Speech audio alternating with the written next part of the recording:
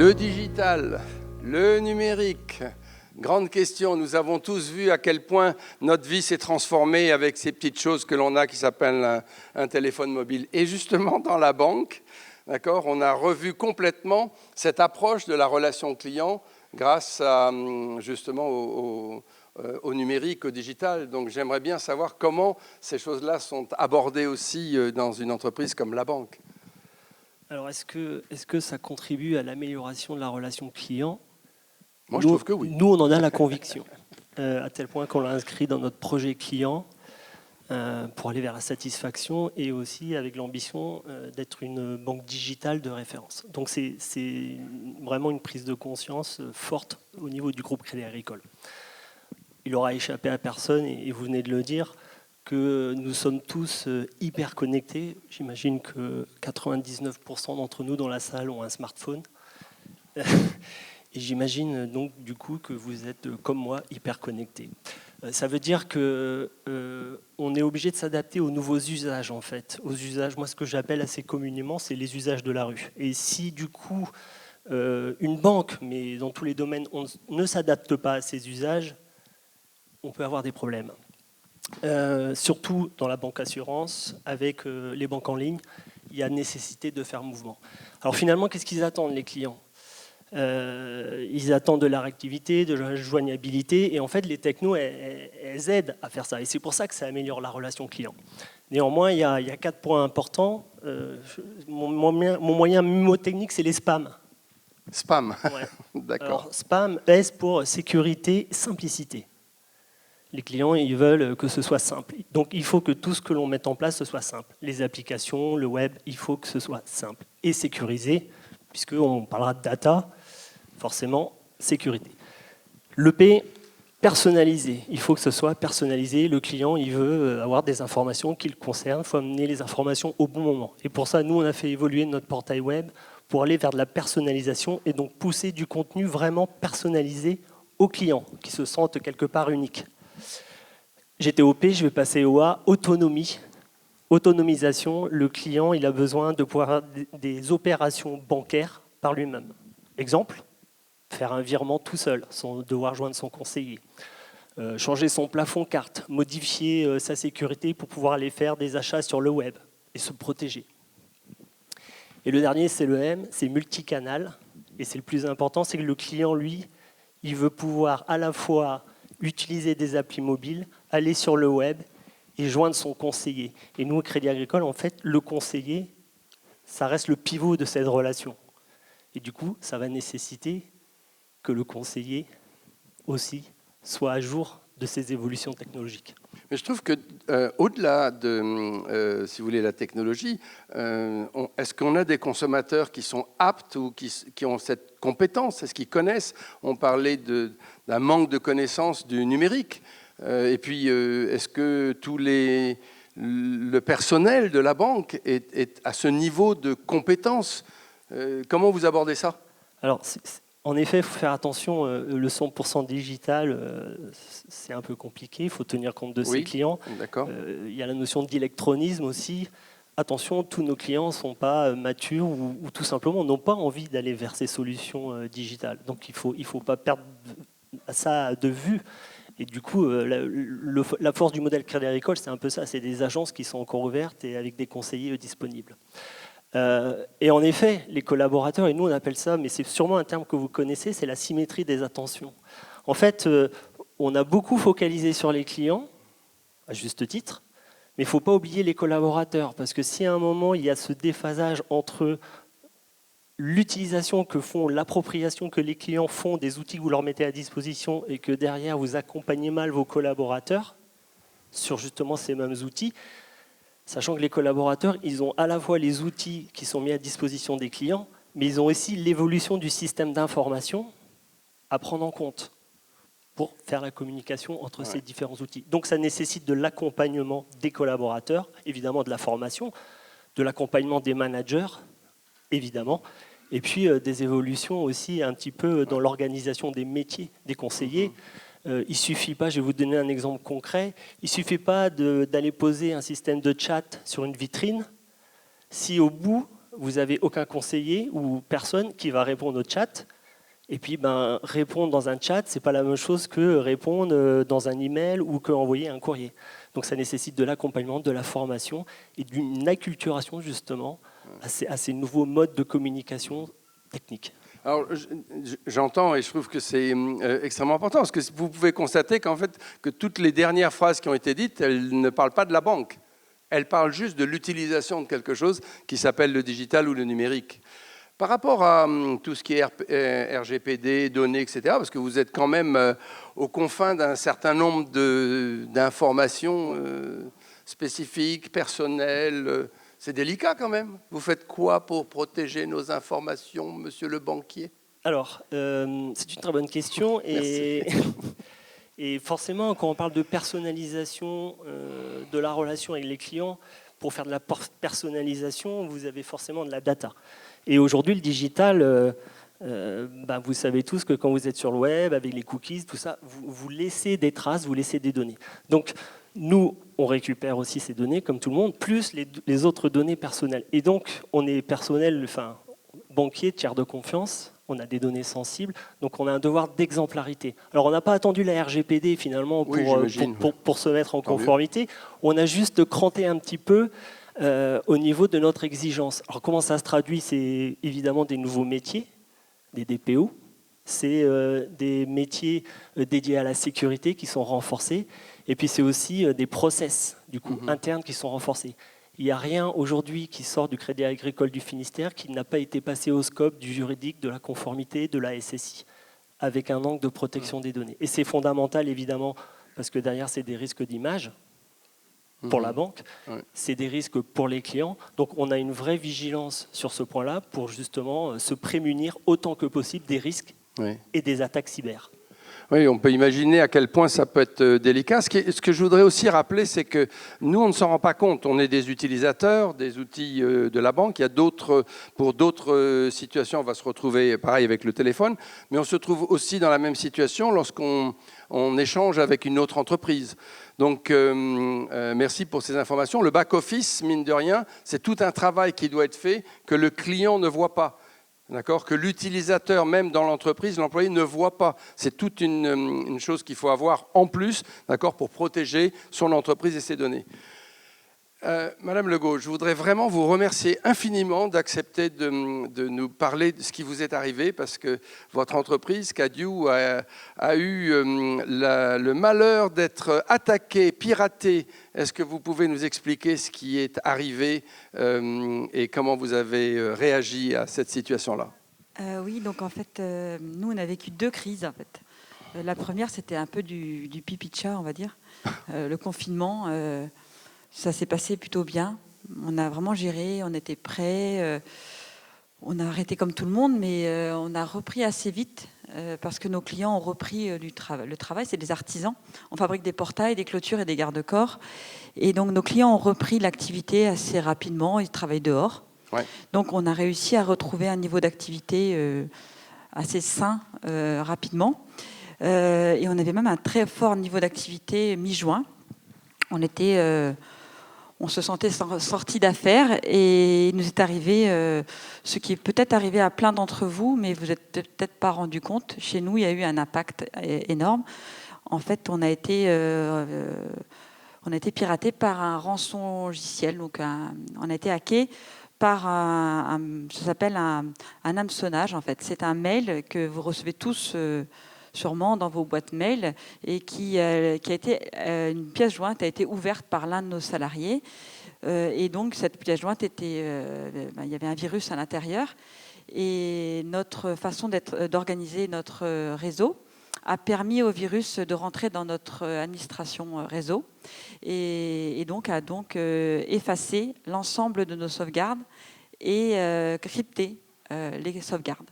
Ça s'est passé la nuit du 16 juin, donc en fait c'est souvent la nuit qu'ils agissent pour qu'on réagisse le moins vite possible. Ça s'est passé donc une nuit, on travaillait de nuit, et donc tous les écrans de l'entreprise noirs, on ne pouvait plus accéder à notre ERP. Moi Comment on réagit dans un moment comme ça? C'est quand même quelque chose d'assez En fait, affolant. c'est comme un incendie, en fait, mais qu'on ne voit pas. D'accord. En fait, c'est comme un incendie, mais il n'y a pas de flamme. Et donc, c'est un peu pareil. Le DSI est allé directement à l'entreprise dès qu'on a été appelé par l'astreinte. Enfin, il est arrivé, il m'a appelé tout de suite. Il était 23 heures et il me dit bon, Emmanuel, on est hacké, on a un logiciel, un ransomware sur notre serveur. Donc, on nous demande d'aller sur le dark web pour aller payer une rançon en Bitcoin. Et donc, il me dit, on va tenter, on va y arriver. En fait, on a toujours cet espoir. En fait, toute la nuit, on a eu l'espoir de s'en sortir.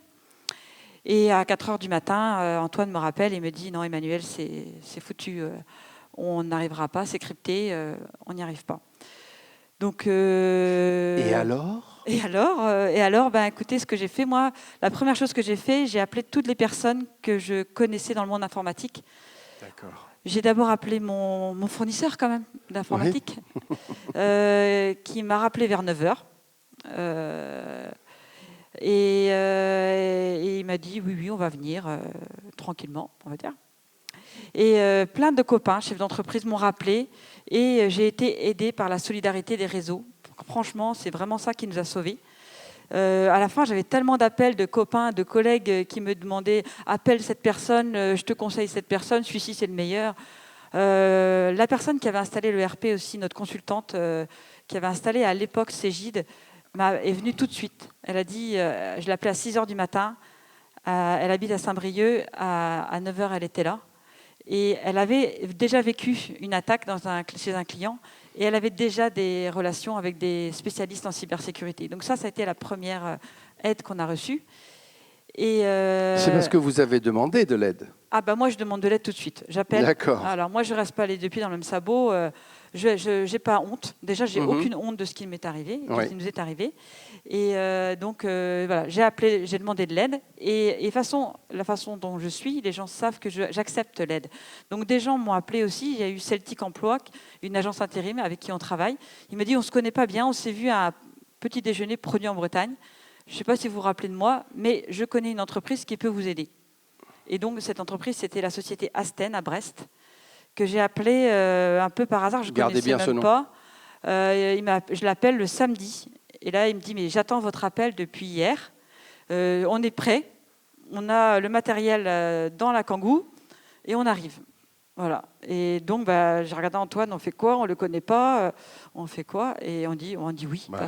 On n'a rien à perdre. Et la société Mismo, avec qui on travaillait, avait envoyé un gars, mais il ne m'a même pas appelé, le patron de la société, pour me demander comment on allait. Donc, on venait juste d'installer le serveur en octobre. Un matériel magnifique. VMware, double répliqué. Tout était extrêmement bien fait. En fait, ce que je veux vous dire, c'est que ce n'est pas l'attaque. Tout le monde sera attaqué. Donc, vous pouvez faire ce que vous pouvez pour mettre des doubles notifications, mais vous serez attaqué. Ce qui est très important, c'est comment vous allez vous en sortir par la sauvegarde. Voilà. C'est comment est votre plan de reprise d'activité et voilà, quelle est votre sauvegarde, comment vous êtes organisé en sauvegarde. Et chez nous, à Locronan, on ne pensait pas qu'on allait être attaqué par un pirate. Donc, on était protégé contre le feu, contre les dangers physiques, mais pas contre l'attaque. On n'avait pas fait de sauvegarde extérieure. Donc c'est ça. Qu'est-ce que vous avez appris de cette situation? C'est ça qu'on a appris. C'est qu'il faut quand même avoir une sauvegarde à l'extérieur. Nous, comme on a une fibre qui est super, c'est vrai que la Quimper Communauté nous a mis la fibre, mais elle n'est pas doublée. Elle est unique et on a des problèmes de connexion. Donc on s'était dit non, on ne met pas nos données sur un data center. Et ça, c'est une des erreurs qu'on a fait. On aurait dû demander peut-être une double fibre. Oui. Et on l'avait pas demandé. Et on avait donc une sauvegarde interne, parce que tout le monde va me demander, mais enfin, vous êtes trop cons, vous n'aviez pas un serveur à côté? Merci. Oui, on l'avait, mais les pirates sont plus forts que vous. Ils ont trouvé un moyen pour rentrer dans la sauvegarde. Il y avait un petit fil informatique qui reliait dans l'Active Directory à la sauvegarde déportée. Donc, vous croyez pas plus malin que les pirates. Ils ont l'expérience aussi des structures. Ça, c'est voilà. pas Là, on pense que ça vient de Russie. Aujourd'hui, vous avez pu reprendre l'activité, vous avez pu relancer tout ça. Oui, alors la chance qu'on a eue, c'est qu'on était en train de changer de RP, enfin pas de nom, de base de données SQL Server. Et on avait mis notre ERP le dimanche sur un serveur tout seul. Donc on est reparti avec Donc, des données. une sauvegarde externe. Mais non, c'est parce qu'elle n'était pas à jour. Donc dimanche, bam, il a fallu récupérer 4 jours de travail. Ah oui, Les ça va, BL, c'est encore, Ah mais c'est dur. Hein. Je peux vous dire, dans une usine où on fait quand même 300, 400 000 euros par jour en pleine saison, c'est très dur. Mais alors, ce que je vais vous donner comme conseil aussi, c'est qu'on a quelqu'un qui a dit l'anticipation. Chez nous, les valeurs, c'est l'engagement, l'audace et l'agilité. Et depuis longtemps. Et en fait, les équipes, elles étaient prêtes à gérer ça. Et elles ont géré ça. La confiance aussi, Mme Bavière a dit la confiance. Je leur ai fait confiance, chacun a fait ce qu'il avait à faire. Et ça, c'est hyper important. Mais ça se prépare avant. On ne peut pas demander à quelqu'un d'être agile juste maintenant. Qu'est-ce que tu fous Vas-y, non, c'est avant qu'il doit apprendre à être agile. Donc voilà, l'équipe a bossé. On a tous bossé comme des dératés. On a fait aussi, la gendarmerie nous a aidés, l'ANSSI, qui nous a aidés aussi. Voilà. Aujourd'hui, c'est comme un pull qui a été détricoté. On a retricoté quelques mailles. Il y a des mailles qui ne marchent pas bien encore, c'est évident. Mais nos clients aussi sont super fidèles et super. On les a prévenus tous les jours aussi, ce qui nous est arrivé. Donc on a des clients fidèles et donc on a réussi à reprendre notre activité normalement. Encore une fois, je pense que la transparence dont vous avez fait part était aussi un des points de la qualité. Et quand vous avez relancé votre activité, les gens se sentaient en confiance. Et franchement, le fait d'avoir demandé de l'aide, comprenez que vous êtes sûrement tous avec un virus qui traîne quelque part, et je ne parle pas du Covid, et que... on sera confronté à des choses que l'on ne connaît pas, et si on n'a pas le courage de demander de l'aide, d'accord, on ne se rend pas compte à quel point on peut être vraiment dans le trou. Et après, témoigner. Je pense qu'il faut témoigner, parce qu'il y a peu d'entreprises qui témoignent, et c'est comme ça. Moi, après, j'ai eu plein de gens qui m'ont appelé, des avocats que je connais, ils m'ont dit « J'ai un client qui est piraté, qu'est-ce que tu peux faire pour l'aider ?» Voilà, ça revient après. De toute façon, quand vous donnez, ça revient. Voilà. Non, je vois vraiment, encore une fois, merci infiniment. Alors, je vais passer à vous, mon colonel, parce que la cybercriminalité, c'est quand même quelque chose qui est bien plus courant qu'on ne pense. J'ai été très surpris d'un commentaire qu'avait fait France Inter en disant que les actes de cybercriminalité avaient augmenté de 30 000% pendant le Covid.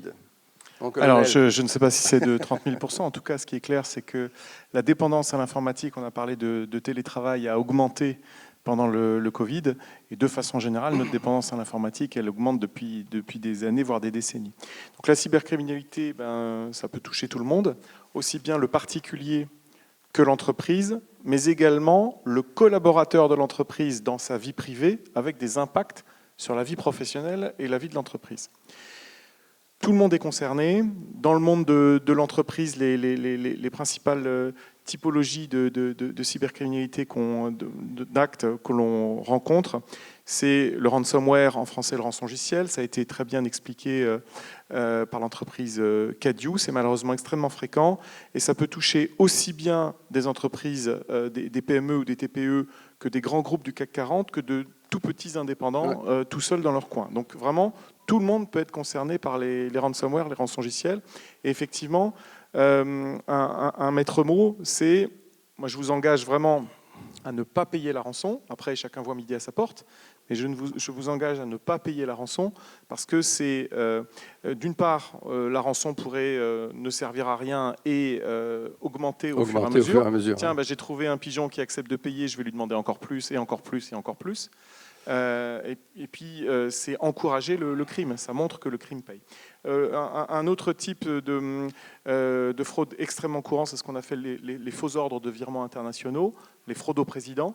Donc quelqu'un qui se fait passer pour un collaborateur d'entreprise, pour un dirigeant d'entreprise, et qui, après une longue phase d'études silencieuses et discrètes de l'entreprise, sait comment ça fonctionne chez vous, sait qui a la prise de décision, et profite d'une absence temporaire du dirigeant ou de ceux qui ont le pouvoir pour ordonner par téléphone un virement d'un très gros montant, plusieurs centaines de milliers d'euros, plusieurs millions d'euros, vers l'étranger. Et enfin, un dernier type, c'est un petit peu plus scabreux, mais c'est ce qu'on appelle les sextorsions, de extorsion et sexe.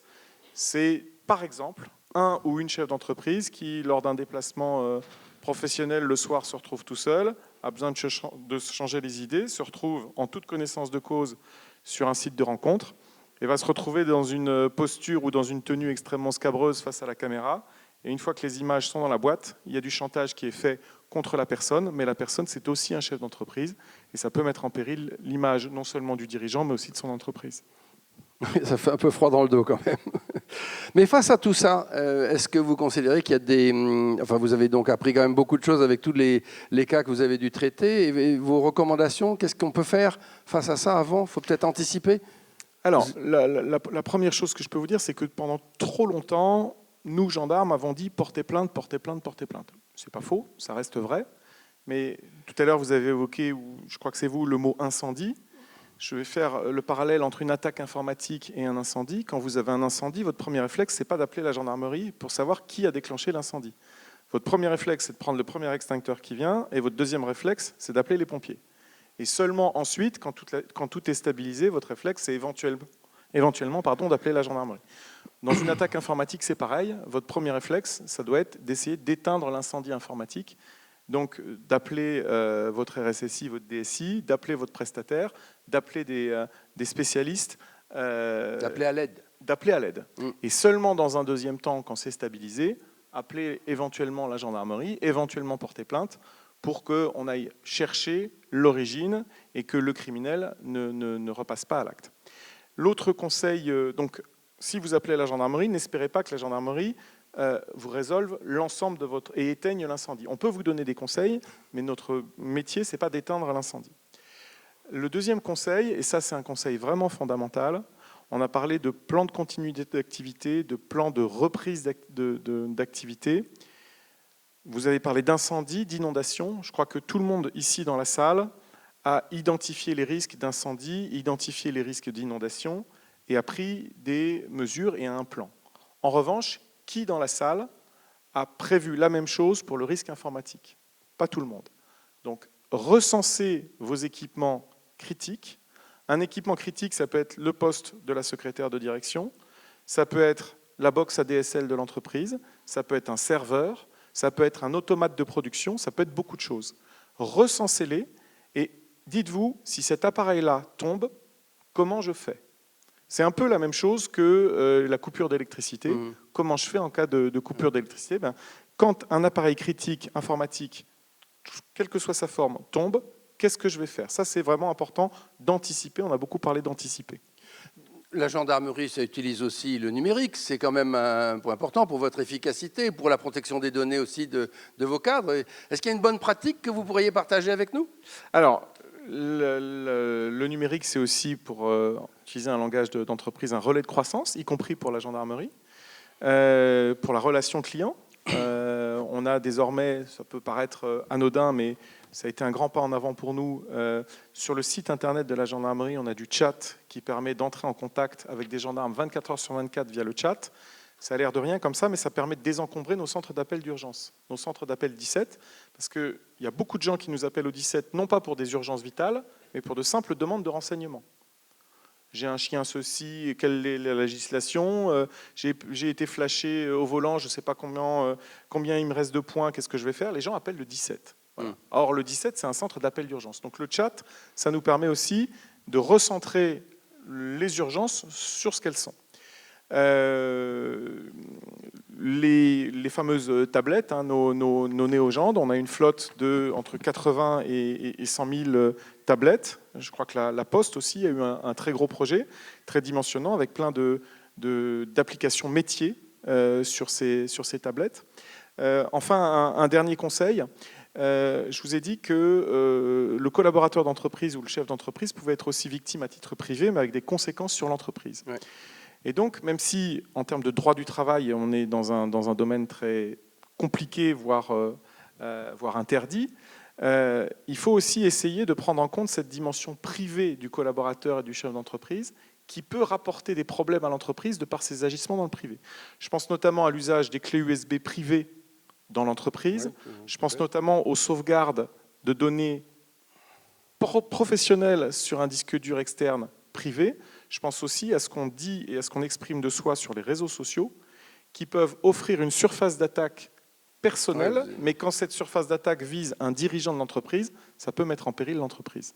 Donc, ayez aussi une réflexion là-dessus avec toutes les limites que le droit du travail nous impose sur la frontière entre la vie privée et la vie professionnelle, mais c'est aussi un élément très important.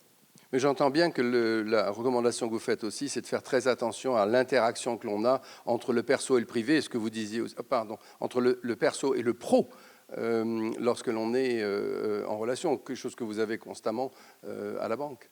Alors je vais demander à Monsieur Lamour, le bien nommé, sur l'amour du digital. Donc, la première des choses qui vous est arrivée, c'est qu'on vous a appelé à l'aide aussi, vous, pendant la crise, par rapport au Covid, des personnes qui étaient activités bloquées. Qu'est-ce que vous avez pu bien faire pour nous ? Alors moi, c'est un peu plus joyeux quand même. Hein. Oui, voilà. C'est bien pour ça que je vous ai gardé en dernier.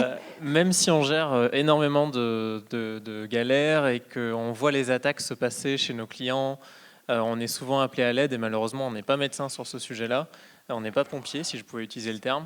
Notre métier, c'est d'accompagner les boîtes sur le digital et de digitaliser en gros les boîtes.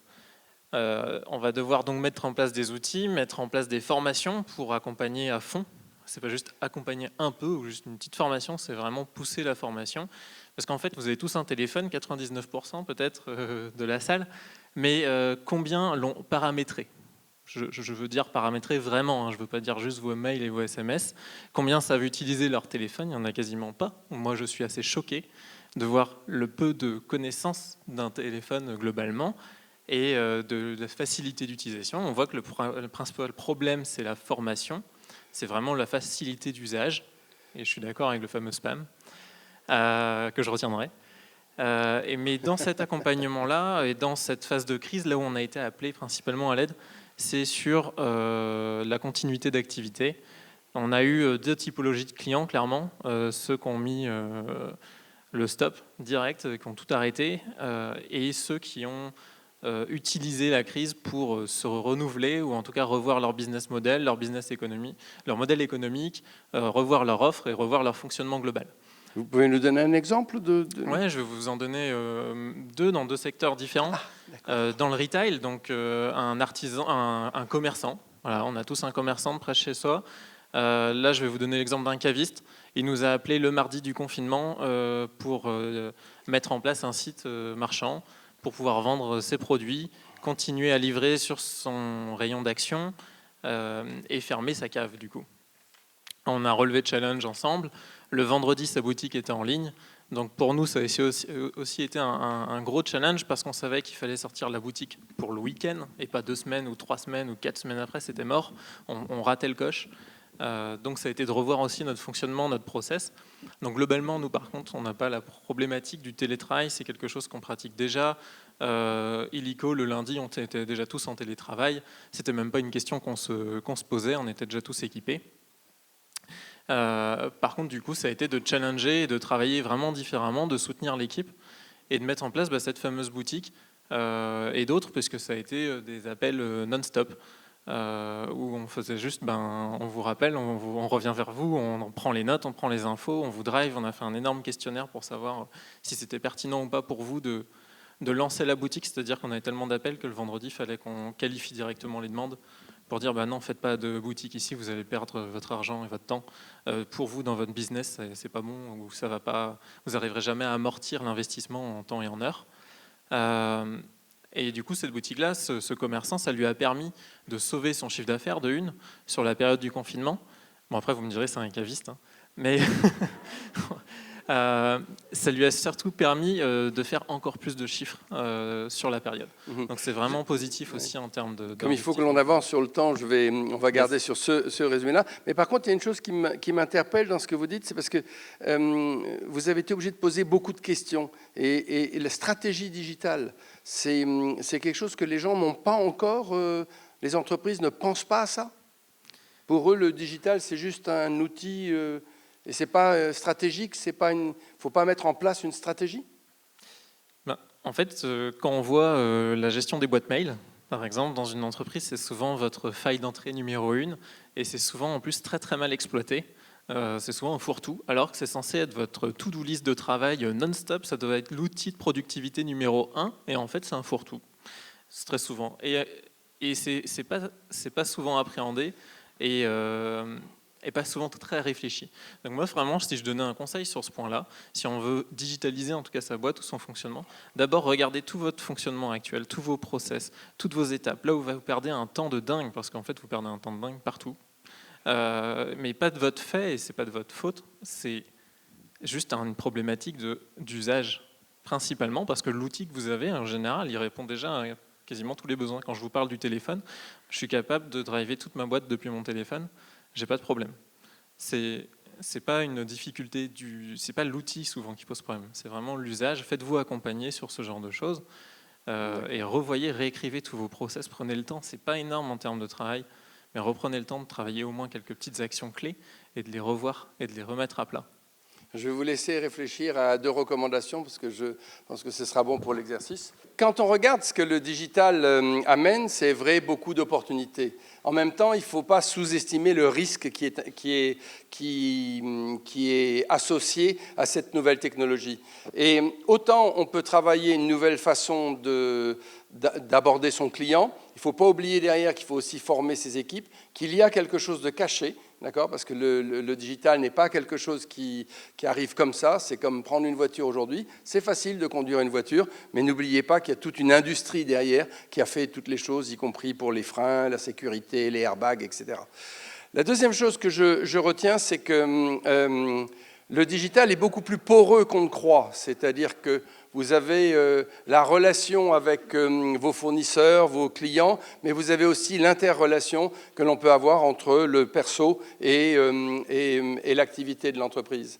Et que, en fait, on laisse beaucoup de place, beaucoup de possibilités à des gens malveillants d'utiliser cet outil-là, parce que, comme le dit Frédéric Lamour, on utilise mal notre outil digital. Et ça, c'est quelque chose que le colonel Duvinage nous rappelle. D'accord ? Emmanuel Legault a fait la même remarque en disant « Faites un audit, évaluez ce qui se passe chez vous. » D'accord ? Le virus est peut-être déjà présent. Wow. D'accord ? Alors, Frédéric, Monsieur Lamour, si je pouvais vous demander 2 recommandations, je vais les noter quand même. 2 recommandations que vous nous feriez.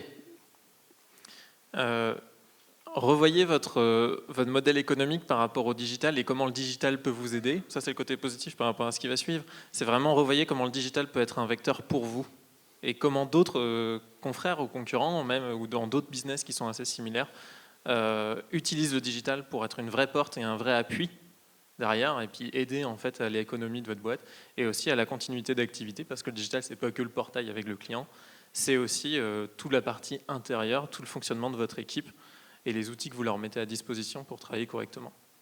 Et j'en ferai qu'un seul. D'accord, très bien. Bon, enfin, on a à revoir le modèle économique et s'assurer qu'on comprend les outils quand même. Hein. Très bien. Mon colonel.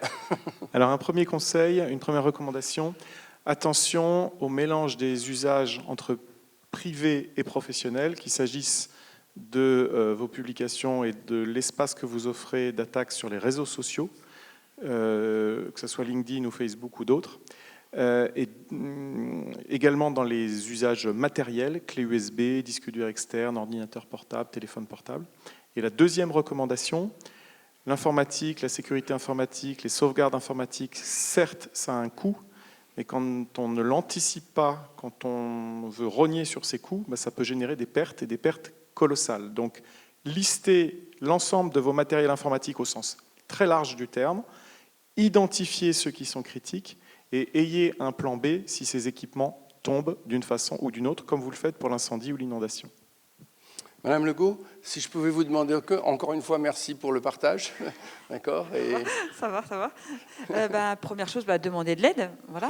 N'hésitez pas à demander. Si ça vous arrive, vous pouvez m'appeler. Je vous aiderai. Toutes les personnes qui sont ici, ou si quelqu'un a un problème dans vos connaissances, on l'aidera. Et donc, demander de l'aide. Et la deuxième chose, c'est de créer cette culture d'entreprise avant. Voilà. Une vraie culture de l'engagement, de l'audace, c'est très important parce que quand il y a une crise, il faut qu'elle soit là. Cette culture doit être présente avant. Donc voilà, 2 conseils. C'est mettez-y-vous tout de suite. Voilà. Très bien, merci beaucoup. Monsieur Talidek. Moi, je vous donnerai 2 mots. Le premier, c'est stratégie. La stratégie digitale, numérique, elle doit être au service de votre stratégie. Donc, faut la penser, il faut la réfléchir en fonction de vos objectifs, performance, image, tout ce que vous pourrez mettre derrière. Le deuxième mot, c'est de rester en veille. Parce qu'on est dans de la technologie, ça va très vite, les usages vont très vite.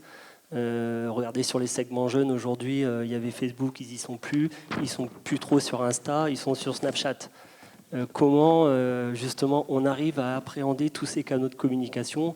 Le téléphone classique a mis à peu près 80 ans à rentrer dans tous les foyers français, le portable 20-30 ans, le smartphone moins de 10 ans. Vous voyez, ça s'accélère, les vagues techno d'innovation, donc il faut être agile, il faut être tout le temps en veille pour être toujours update. Très bien, merci beaucoup de ces recommandations. Alors je vais vous laisser remettre votre masque. Merci pour le sourire, merci pour le partage. D'accord ? Et